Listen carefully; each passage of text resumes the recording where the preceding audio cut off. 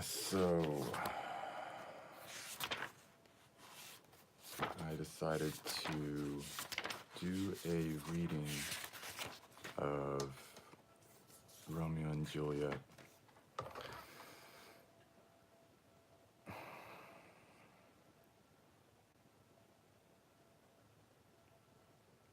So here goes.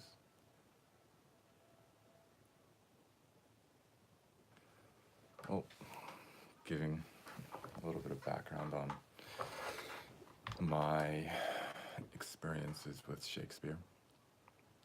Oh, probably better if I do this.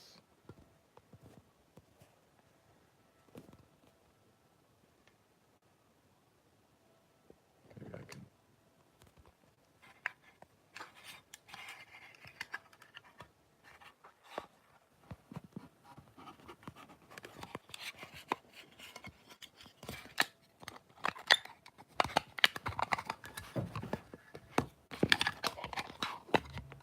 I should have thought of this beforehand, but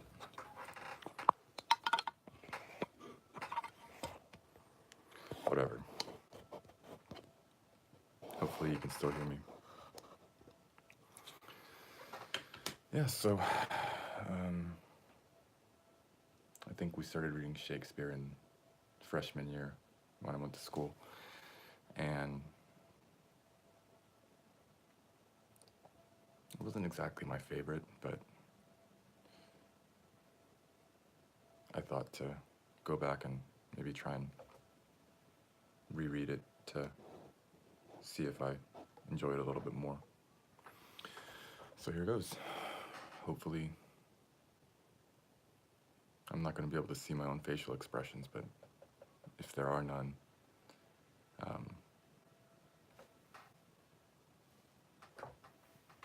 hopefully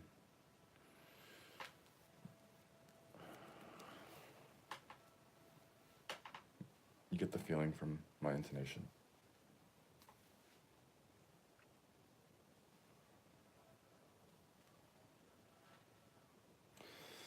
All right, well, here is Romeo and Juliet. Forgive any errors. This is my first read. So, here goes. I'm not going to read any of the characters, but I'll try to read the setting as well as the characters prior to them speaking. So if you'll see. So enter the chorus. Two households, both alike in dignity, in fair Verona, where we lay our scene, from ancient grudge break to new mutiny, where civil blood makes civil hands unclean. From forth the fatal loins of these two foes, a pair of star-crossed lovers take their life, whose misadventured piteous overthrows doth with their death bury their parents' strife. The fearful passage of their death-marked love, and the continuance of their parents' rage, which but their children's end not could read, is now the 2 hours' traffic of our stage. Move, the which of you with patient ears attend, what here shall miss, our toil shall strive to mend. Act 1, Scene 1, Verona, a public place. Enter Samson and Gregory of the house of Capulet, with swords and bucklers. Gregory, oh my word, will not carry coals. No, for then we should be colliers. I mean, and we being choler will draw. I, while you live, draw your neck out the collar. I strike quickly, being moved, but thou art not quickly moved to strike. A dog of the house of Montague moves me. To move is to stir, and to be valiant is to stand. Therefore, if thou art moved, thou runst away. A dog of that house shall move me to stand. I will take the wall of any man or maid of Montague's. That shows thee a weak slave, for the weakest goes to the wall. 'Tis true, and therefore women, being the weaker vessels, are ever thrust to the wall. Therefore I will push Montague's men from the wall, and thrust his maids to the wall. The quarrel is between our masters and us their men. 'Tis all one, I will show myself a tyrant. When I have fought with the men, I will be cruel with the maids and cut off their heads. The heads of the maids. Aye, the heads of the maids or their maiden heads. Take it in what sense thou wilt. They must take it in sense that feel it. Me. Me they shall feel while I am able to stand, and 'tis known I am a pretty piece of flesh. 'Tis well thou art not a fish. 'Tis well thou art not fish. If thou hast been poor John. Draw thy tool. Here comes two of the house of the Montagues. My naked weapon is out. Quarrel, I will back thee. How? Turn thy back and run. Fear me not. No, Mary, I fear thee. Let us take the law of our sides. Let them begin. I will frown as I pass by and let them take it as they list. Nay, as they dare, I will bite my thumb at them, which is a disgrace to them if they bear. Do you bite your thumb at us, sir? I do bite my thumb, sir. Do you bite your thumb at us, sir? Is the law of our side if I say aye? No. No, sir, I do not bite my thumb at you, sir, but I bite my thumb, sir. Do you quarrel, sir? Quarrel, sir? No, sir. If you do, sir, I am for you. I serve as good a man as you. No better. Well, sir, say better. Here comes one of my master's kinsmen. Yes, better, sir. You lie. Draw if ye be men. Gregory, remember thy swashing blow. They fight. Enter Benvolio. Part, fools. Put up your swords, you know not what ye do. Enter Tybalt. What? Art thou drawn among these heartless hinds? Turn thee, Benvolio, look upon thy death. I do, but keep the peace. Put up thy sword, or manage it to part these men with me. What? Drawn. And talk of peace. I hate the word, as I hate hell all Montagues in thee. Have it, thee coward. Clubs, bills, and partisans. Oh, they fight, enter several of both houses who join the fray, then enter 3 or 4 citizens with clubs. Clubs, bills, and partisans, strike, beat them down. Yes. Down with the Capulets, down with the Montague, down with the Montagues. Enter old Capulet in his gown, and Lady Capulet. What noise is this? Give me my long sword. Ho! A crutch, a crutch. Why call you for a sword? My sword, I say, old Montague has come, and flourishes his blade in spite of me. Enter old Montague and Lady Montague. Thou villain Capulet, hold me not, let me go. Thou shalt not stir 1 foot to seek a foe. Enter Prince Escalus with his train. Prince Escalus. Oh, rebellious subjects, enemies to peace, profaners of this neighbor-stained steel. Will they not hear? What? Ho! You men, you beasts, that quench the fire of your pernicious rage, with purple fountains issuing from your veins. On pain of torture from those bloody hands, throw your mistempered weapons to the ground and hear the sentence of your moved prince. 3 civil brawls, bred of an airy word, by thee, old Capulet and Montague, have thrice disturbed the quiet of our streets and made Verona's ancient citizens cast by their grave beseeming ornaments. To wield old partisans in hands of old, cankered with peace, to part with your cankered hate. If ever you disturb our streets again, your lives shall pay the forfeit of the peace. For this time, all the rest depart away, you, Capulet, shall go along with me. And Montague, come you this afternoon to know our further pleasure in this case. To old Freetown, our common judgment place. Once more, on pain of death, all men depart. Exeunt all but Montague, Lady Montague, and Benvolio. Who set this ancient quarrel new abroach? Speak, nephew, were you by when it began? Here were the servants of your adversary and yours, close fighting, ere I did approach. I drew to part them. In the instant came the fiery Tybalt, with his sword prepared, which, as he breathed defiance to my ears, he swung about his head and cut the winds, who, nothing hurt withal, hissed him in scorn.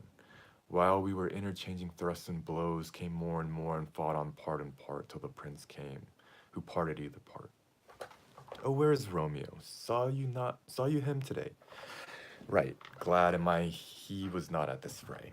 Madame, an hour before the worshipped sun peered forth the golden window of the east. A troubled mind drave me to walk abroad, where underneath the grove of sycamore that where underneath the grove of sycamore the westward rooteth from the city's side. So early did I see your son. Towards him I made, but he was ware of me, and stole into the covert of the wood. I, measuring his affections by my own, which then most sought where most might not be found. Being one too many by my weary self, pursued my humor, not pursuing his, and gladly shunned who gladly fled from me.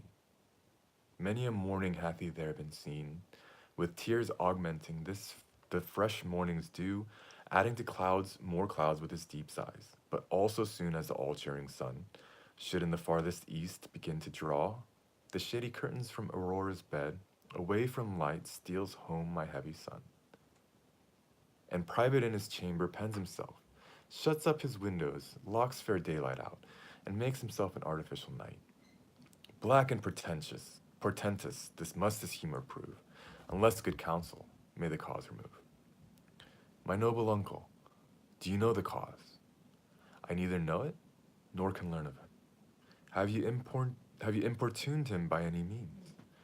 Both by myself and many other friends, but he, his own affection's counselor, is to himself, I will not say how true, but to himself so secret and so close, so far from sounding and discovery, as the bud bit with an envious worm, ere he can spread his sweet leaves to the air, or dedicate his beauty to the sun. Could we but learn from whence his sorrows grow, we would as willingly give cure as we know. Enter Romeo. See, where he comes, so please you step aside. I'll know his grievance, or be much denied. I would thou wert so happy by thy stay, to hear true shift. Come, madame, let's away. Exeunt Montague and Lady. Good morrow, cousin.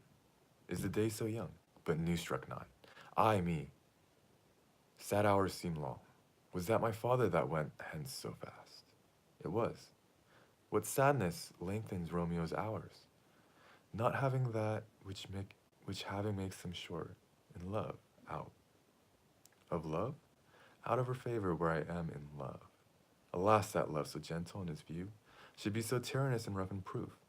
Alas, that love whose view is muffled still should without eyes see pathways to his will. Where shall we dine, O me? What fray was here? Yet tell me not, for I have heard it all. Here's much to do with hate, but more with love. Why then, O brawling love, O loving hate, O anything of nothing first create? O heavy lightness, serious vanity, misshapen chaos of well-seeming forms. Feather of lead, bright smoke, cold fire, sick health. Still waking sleep, that is not what it is. This love feel I, that feel no love in this. Dost thou not laugh? No, cuz, I'd rather weep. Good heart? At what? At thy good heart's oppression. Why, such is love's transgression. Griefs of mine own lie heavy in my breasts, which thou wilt propagate to have it pressed. With more of thine, this love that thou hast shown, doth add more grief to too much of mine own. Love is a smoke raised with the fume of sighs, being purged as fire sparkling in lover's eyes. Being vexed, a sea nourished with lover's tears. What is it else? A madness most discreet, a choking gall, and a preserving sweet. Farewell, my cuz. Soft. I will go along, and if you leave me so, you do me wrong. Tut. I have lost myself. I am not here. This is not Romeo. He's somewhere. He's some other where. Tell me in sadness, who is it? Who is that you love? What? Shall I groan and tell thee? Groan? Why, no. But sadly tell me who. Bid a sick man in sadness his will. Ah, word ill urged to one that is so ill. In sadness, cousin, I do love a woman. I aimed so near when I supposed you loved. A right good mark, man, and she's fair I love. A right fair mark, fair cuz, is soonest hit. Well, in that hit you miss, she'll not be hit with Cupid's arrow, she hath Dian's wit. And in strong proof of chastity well armed, from love's weak childish bow she lives unharmed. She will not stay the siege of loving terms, nor bride the encounter of assailing eyes, nor ope her lap to saint seducing gold. Oh, she is rich in beauty, only poor, that when she dies, with beauty dies her store. Then she hath sworn that she will still live chaste. She hath, and in that sparing makes huge waste, for beauty starred with her severity, cuts beauty off from all posterity. She is too fair, too wise, wisely too fair, to merit bliss by making me despair. She hath forsworn to love, and in that vow do I live dead that live to tell it now. Be ruled by me, forget to think of her. Oh, teach me how I should forget to think. By giving liberty into thine eyes, examine other beauties. 'Tis the way to call hers exquisite, and question more. These happy masks that kiss fair ladies' brows, being black, put us in mind they hide the fair. He that is struck and blind cannot forget that the precious treasure of his eyesight lost. Show me a mistress that is passing fair. What doth her beauty serve but as a note, where I may read who passed that passing fair? Farewell, thou canst not teach me to forget. I'll pay that doctrine, or else die in debt. Exeunt. Scene 2. In, I believe it's Verona. Verona, in a street. Enter Capulet, County Paris, and servant. But Montague is bound as well as I, in penalty alike, and 'tis not hard, I think, for men so old as we to keep the peace. Of honorable reckoning are you both, and pity 'tis you lived at odds so long. But now, my lord, what say you to my suit? But saying o'er what I have said before, my child is yet a stranger to the world. She hath not seen the change of 14 years. Let two more summers wither in their pride, ere we may think her ripe to be a bride. Younger than she, our happy mother's maid, and too soon marred are those so early made. The earth hath swallowed all my hopes, but she is the hopeful lady of my earth. But woo her, gentle Paris, get her heart. My will to her consent is but a part, and she agree within her scope of choice lies my consent and fair according voice. This night I hold an old accustomed feast, whereto I have invited many a guest, such as I love, and you among the store, one more most welcome makes my number more. At my poor house look to behold this night, earth-treading stars that make dark heaven light, such comfort as do lusty young men feel, when well-apparelled April on the heel of limping winter treads. Winter treads, even such delight among fresh female buds shall you this night inherit at my house. Hear all see, and like her most whose merit most shall be, which on more view of many, mine, being one. Come, go with me. To the servant, giving him a paper. Go, sirrah, trudge about through fair Verona, find those persons out, whose names are written there, and to them say my house, and welcome on their pleasure stay. Exeunt Capulet in Paris. Servant is speaking. Find them out whose names are written here. It is written that the shoemaker should meddle with his yard, and the tailor with his last, the fisher with his pencil, and the painter with his nets. But I am sent to find those persons whose names are here writ, and can never find what names the writing person hath here writ. I must to the learn in good time. Enter Benvolio and Romeo. Tut, man. One fire burns out another's burning. One pain is lessened by another's anguish. Turn giddy and be holp by a backward turning. One desperate grief cures with another languish. Take thou some new infection to thy eye, and the rank poison of the old will die. Your plantain leaf is excellent for that.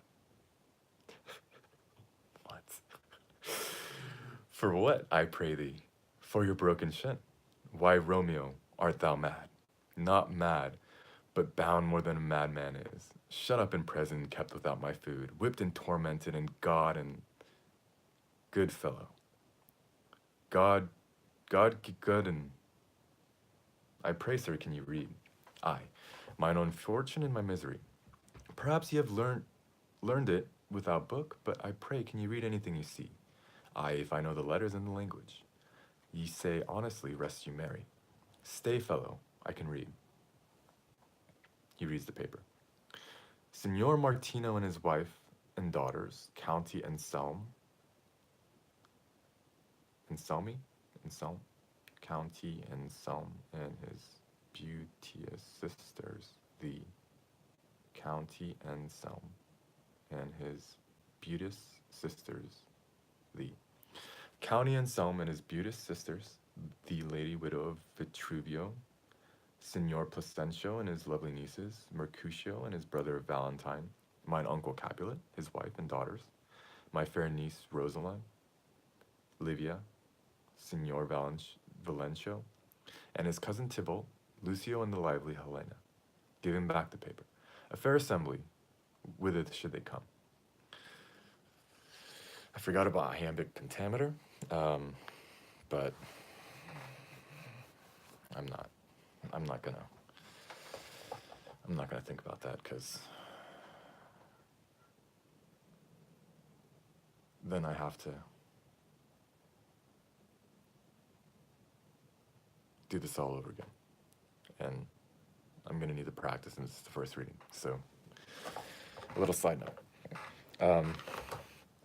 Up, whither? To support to our house. Whose house? My master's. Indeed, I should have asked you that before. Now I'll tell you without asking, my master is a great rich Capulet, and if you be not of the house of Montague, I pray, come and crush a cup of wine. Rest you merry. Exit. At this same ancient feast of Capulets sups the fair Rosaline, whom thou so lovest.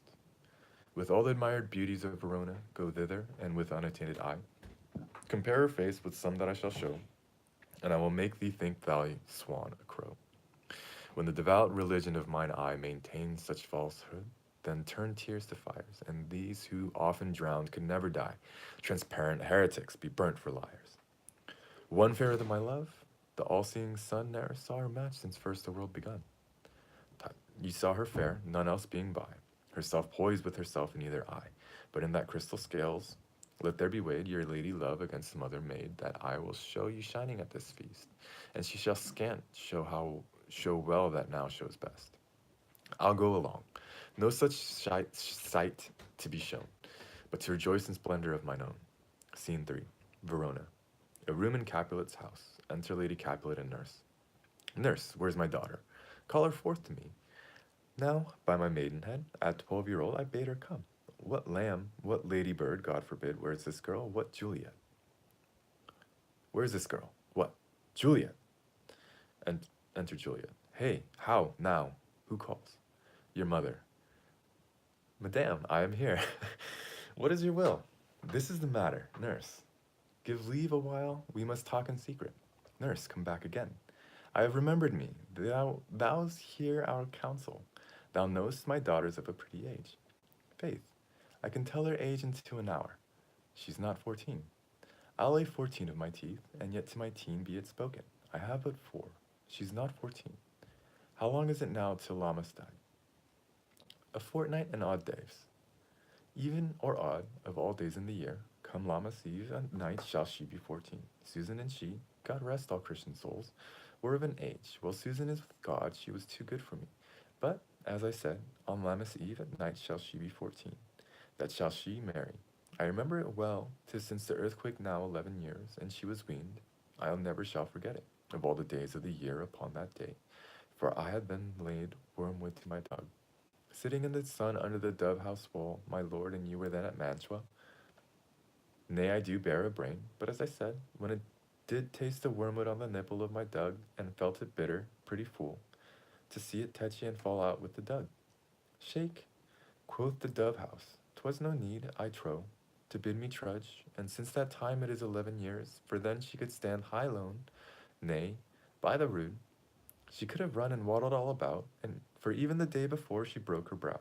And then my husband, God be with his soul, was a merry man, took up the child, yea, quoth he, dost thou fall upon thy face. Thou wilt fall backward when thou hast more wit. Wilt thou not, Jewel? And by my holiday, the pretty wretch left crying, and said I, to see now how a jest shall come about. I warrant, and I should live 1,000 years, I never should forget it. Will thou not, Jewel? Quoth he, and pretty fool it stinted, and said I.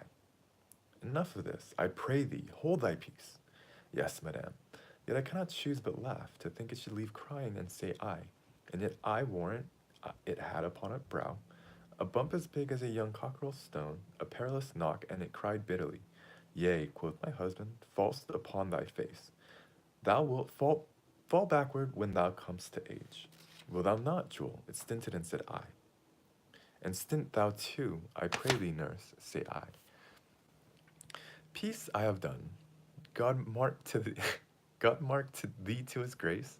Thou wast the prettiest babe that I e'er nursed, and I might live to see thee married once. I have my wish. Mary, that Mary is the very theme I came to talk of. Tell me, daughter Juliet, how stands your disposition to be married? It is an honor that I dream not of. An honor. Were not I thy only nurse, I would say thou hast sucked wisdom from thy teeth. Well, think of marriage now, younger than you. Here in Verona, ladies of esteem are made already mothers by my count. I was your mother much upon these years that you are now a maid. Thus, then, in brief, the valiant Paris seeks you for his love. A man, young lady, lady, such a man as all the world, why he's a man of wax. Verona's summer hath not such a flower. Nay, he's a flower, in faith, a very flower. What say you, can you love the gentleman? This night you shall behold him at our feast, read o'er the volume of young Paris's face, and find delight writ there with beauty's pen, examine every merry lineament, and see how one another lends content. And what obscured in this fair volume lies, find written in the margin of his eyes. This precious book of love, this unbound lover, to beautify him only lacks a cover. The fish lives in the sea, and 'tis much pride, for fair without the fair within to hide. That book in many's eyes doth share the glory, that in gold clasps locks in the golden story. So shall you share all that he doth possess, by having him, making yourself no less. No less, nay, bigger.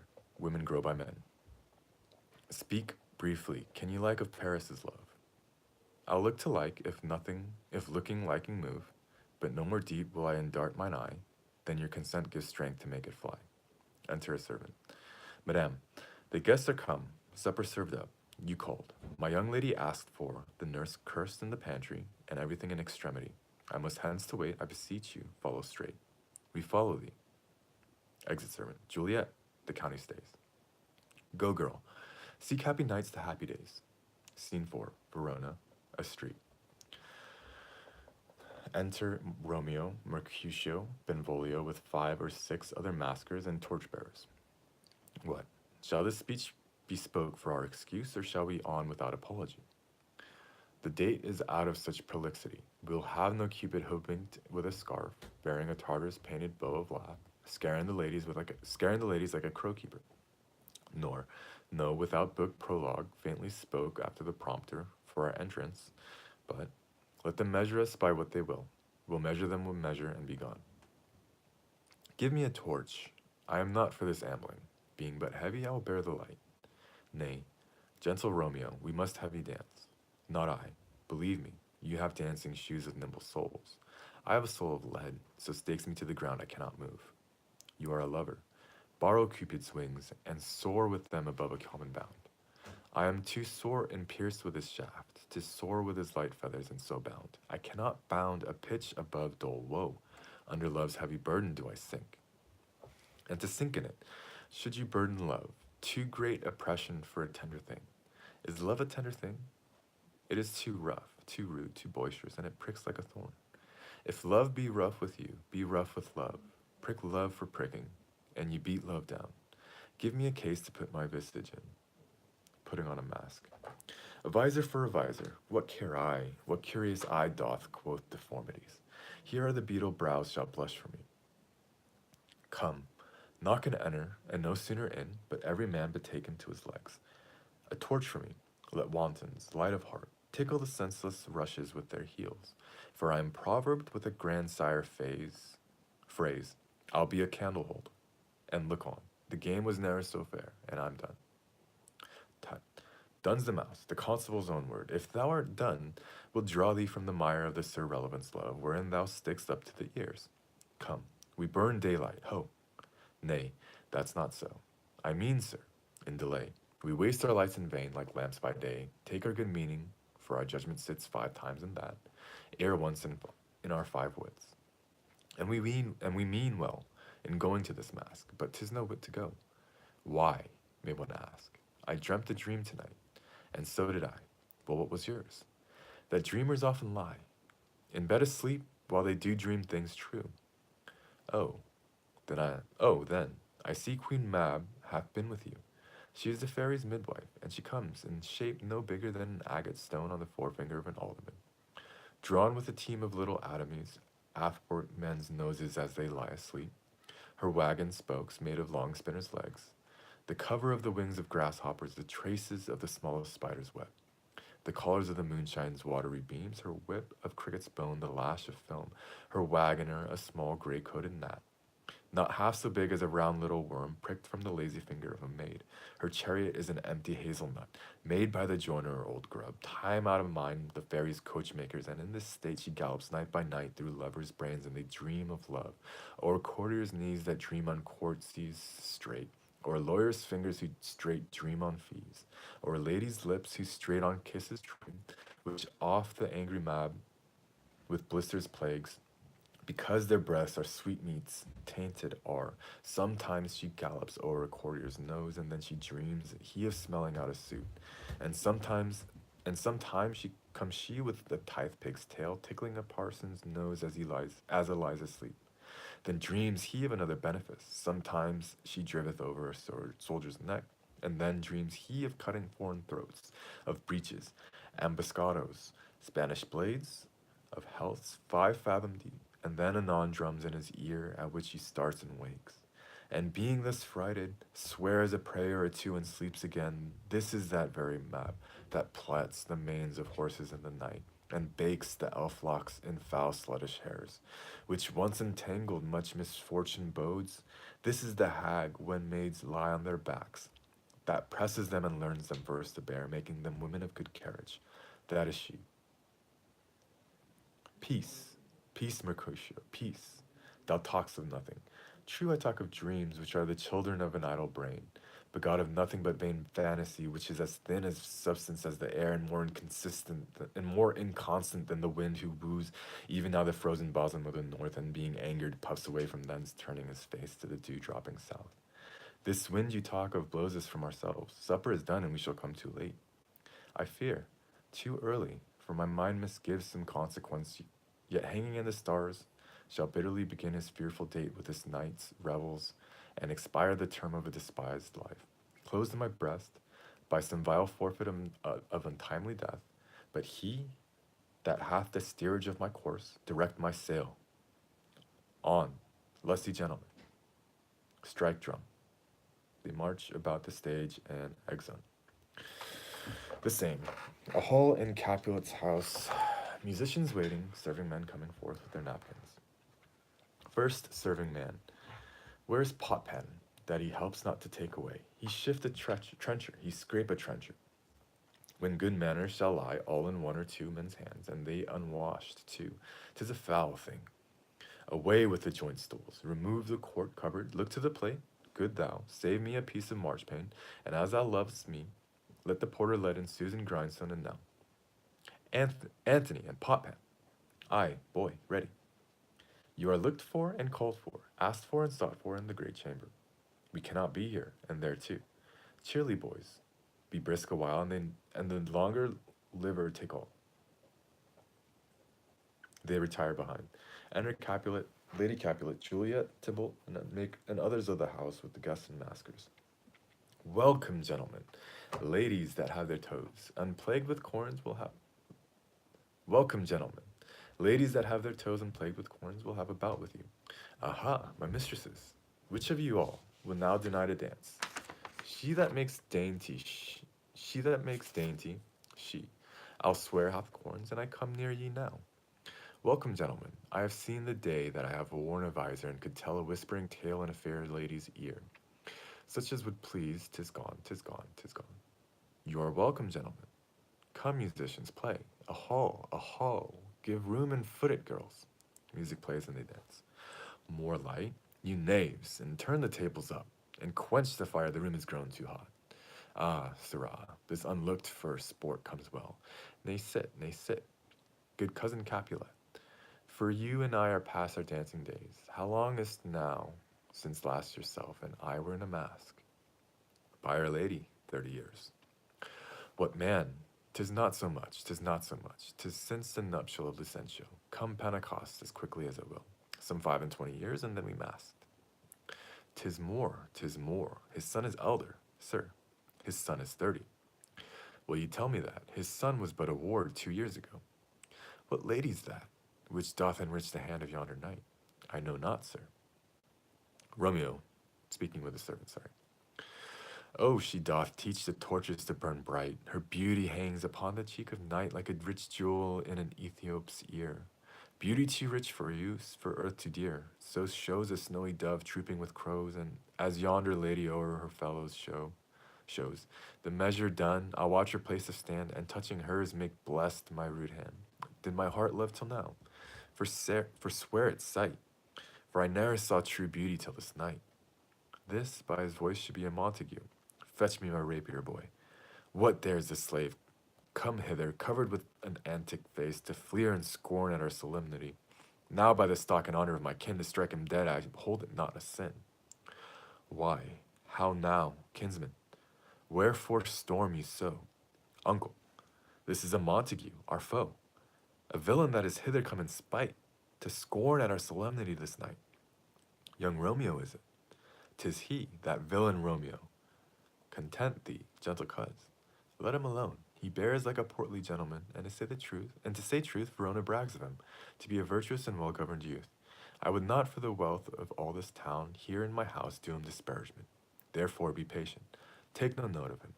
It is my will, the which if thou respect, show a fair presence, and put off these frowns, an ill-beseeming semblance for a feast. It fits, when such a villain is a guest. I'll not endure him. He shall be endured. What good man, boy? I say, he shall. Go to. Am I the master here, or you? Go to. You'll not endure him. God shall mend my soul. You'll make a mutiny among my guests. You'll set a cock-a-hoop. You'll be the man. Why, uncle, 'tis a shame. Go to, go to. You are a saucy boy. Is so indeed. This trick may chance to scathe you. I know what. You must contrary me. Marry, 'tis time. Well said, my hearts. You are a princox. Go. Be quiet, or more light.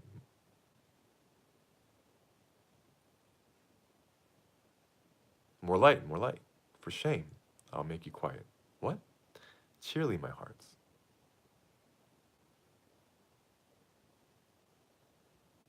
It's hard to imagine a party when nothing in front of you. Anyways. Patience, perforce with willful choler meaning, makes my flesh tremble in their different greet.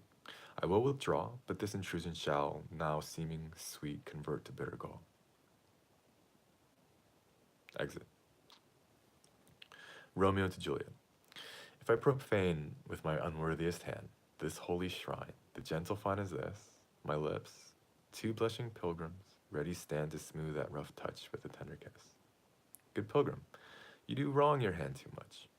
Which mannerly devotion shows in this? For saints have hands that pilgrims' hands do touch, and palm to palm is holy palmer's kiss. Have not saints lips and holy palmers too? Aye, pilgrim, lips that they must use in prayer. Oh then, dear saint, let lips do what hands do. They pray, grant thou, lest faith turn to despair. Saints do not move, though grant for prayer's sake. Then move not, while my prayer's effect I take. Thus from my lips by yours my sin is purged. Kissing her. Then have my lips the sin that they have took. Sin from my lips? O trespass sweetly urged, give me my sin again. Kissing her again. You kiss by the book. Madame, your mother craves a word with you. What is her mother? Mary, bachelor. Her mother is the lady of the house, and a good lady, and a wise and virtuous. I nursed her daughter, and that you talked withal. I tell you, he that can lay hold of her shall have the chinks.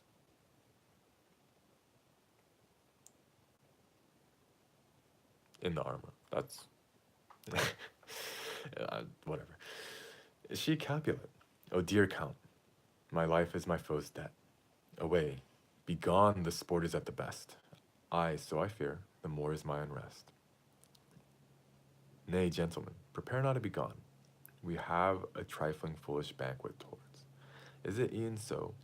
Why, then, I thank you all. I thank you, honest gentlemen. Good night. More torches here. Come on then, let's go to bed. To second Capulet. Ah, sirrah, by my fay, it waxes late. I'll to my rest. Exit all but Juliet and nurse. Come hither, nurse. What is yon gentleman, the son and heir of old Tiberio? Tiberio? What's he that now is going out of door? Marry that, I think, be young Petruchio. What's he that follows there that would not dance? I know not. Go ask his name. If he be married, my grave is like to be my wedding bed. His name is Romeo and a Montague, the only son of your great enemy. My only love sprung from my only hate, too early seen unknown and known too late. Prodigious birth of love it is to me that I must love a loathed enemy. What's this? What's this? A rhyme I learned even now of one I danced withal. One calls within Juliet. Anon, anon! Come, let's away. The strangers are all gone. Exeunt.